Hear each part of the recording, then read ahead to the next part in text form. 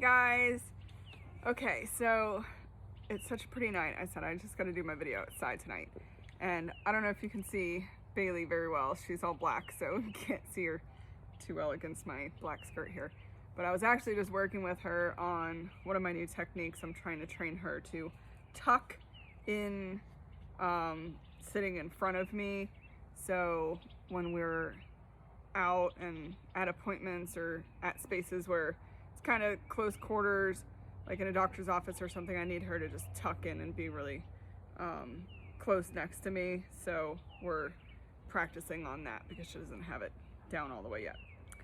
So anyway, speaking of Bailey, so I am kind of new to service dogs. We've had Bailey since she was 8 weeks old, and we've been training her ever since.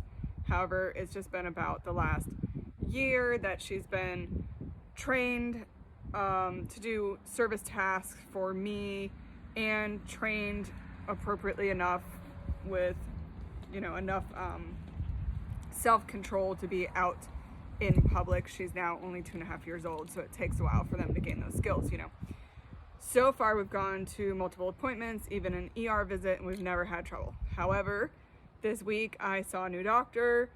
We brought Bailey and everything went great. Bailey did fantastic. Everybody in the office was, accepting and gave a fine reception of a service dog being there.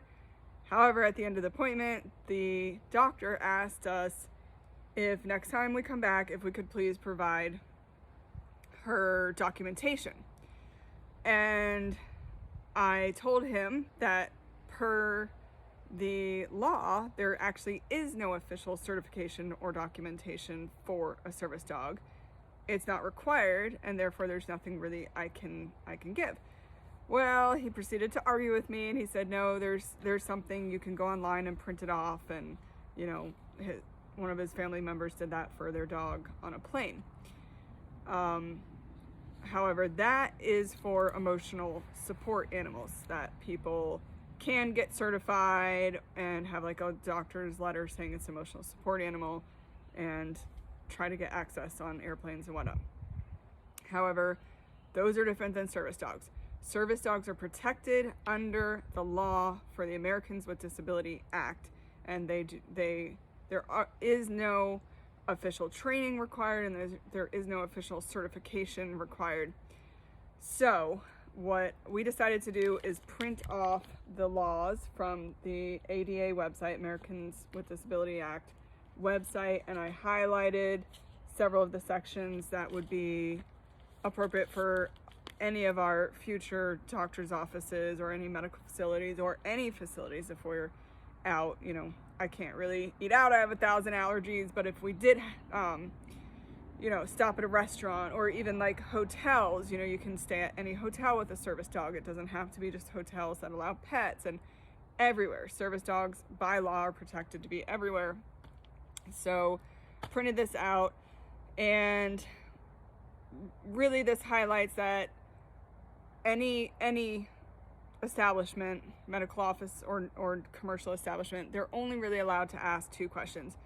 Is this your service dog? And does the service dog perform a task for you?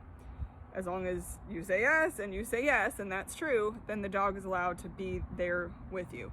They are not allowed to ask you what your disability is. They are not allowed to ask your service dog to perform the task that you say they're certified for. So just sharing that knowledge. If you want any more details, go on the ADA website. And of course, if you have a service dog, you need to understand the laws and have all this knowledge for yourself so that you know what you're supposed to be doing as the handler of your dog.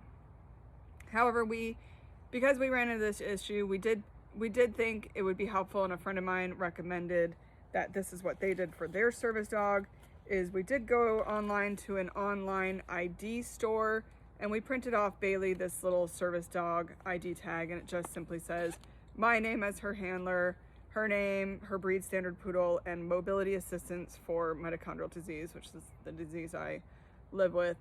However, on the back, we put a little statement about the owner and handler of this service dog is presenting this card voluntarily and is not required by law just to make sure we're reiterating that, that there is no official certification needed.